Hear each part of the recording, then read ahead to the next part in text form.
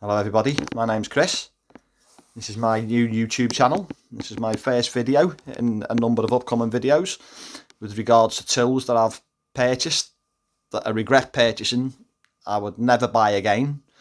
The reasons why I haven't thrown them and I've kept them and all that type of stuff. So let's get on with it. And here's the first tool I'm going to be discussing. It's the most expensive tool I own. Very expensive. But basically it's classed as a handheld CNC machine. Really, it's just a router with built-in software. It has a screen, as you can see, the light's reflecting off there, where you import your design off computer. You can do it in Inkscape, various software out there. You do design, save it as an SVG, bring it onto that USB disk, bring it on board, and then you can cut round or engrave those shapes. You can also do basic design stuff on here, like create circles and little templates, bow ties and things, what they do. But you're best doing it in software, which is the point I'm getting to that's made me really unhappy with this machine, is the software side of things. The machine's capable of loads of things. I've watched many videos of people doing box joints, all sorts of things. It's marvellous. But, where do we begin? Where do my frustrations begin? Well, I purchased the machine. It was all sold on the basis of, free software updates, the machine's going to be getting better, blah, blah, blah, blah. And I thought, great, it's got a good community. Let's go with it. Paid the money, got it, really happy with it. Used it a couple of times, got busy with work, shoved it in the cupboard. The next time I come to use it, you know what I mean? There's updates now, and we're now charge the free software that you can design and import your designs onto here and set your cut depths and everything. We're now charging £120 a year for it, or a £300 perpetual license. That's, that wasn't what I was expecting. That really stung, and I don't agree with all this, licensing, paying for licenses for software, for hardware that you purchased. It's different if you're going to buy Adobe Photoshop or something and you're using it as a design company, but when you're spending the figures what these people are asking for a tool like this, and the basic software to create basic shapes and import it, and to set your depths of cut and things like that on, in the software, without the laborious, time-consuming, painstaking way of doing it all on board for every little cut.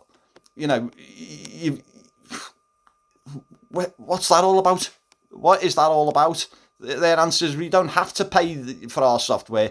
You can use free software, if you're prepared to go through that headache. It's basically, in my eyes, holding you to ransom. If you're not prepared to pay our £60 a year or £300 a year, then, crack on. You know what I mean? It's not our problem. Well, it is your problem, because you've got companies out there, like this company, Xtool, who do a laser engraver, and a load of other products.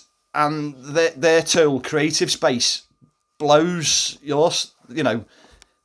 Their version, what's it called, Studio, out of the water. It's got AI capability, which this hasn't. It just blows it out the water, and it's free, and free updates all the time, and they're not trying to nickel and dime the customers, and they've got a growing community, the type of community that I bought into, or I thought I was buying into when I bought this. So that annoys me, and I refuse to pay for the update, not because I can't afford it, out of principle. So every time I do a job on this, it's laborious, and that's why I hardly use it. Another thing that really cheesed me off was when you are going down, let's say you're doing a cut, you have to go down in multiple passes.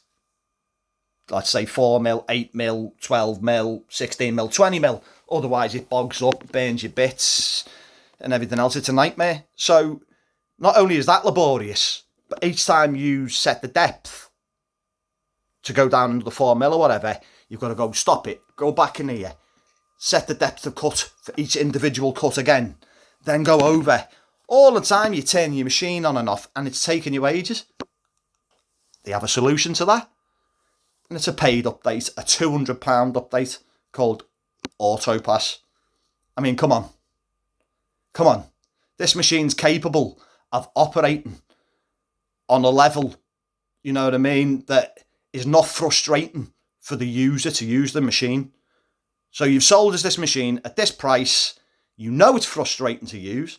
And yet we have a solution to make it bearable. But it's going to cost you. And there you can see, folks, that these are the only issues I have with the machine. Because it is a capable machine.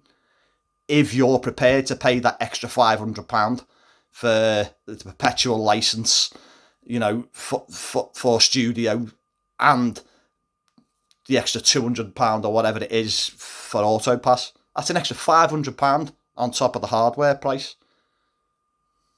You know, and I think the answer to it when I spoke to one of the guys from there is, well, you know, our studio, it's also for other users.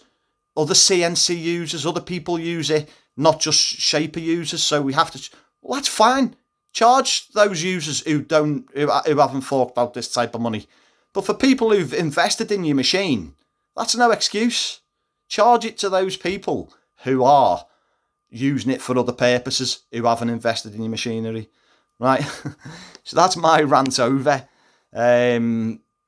But yeah, I'm going to be releasing upcoming videos of me using this machine. It's cost me a lot of money.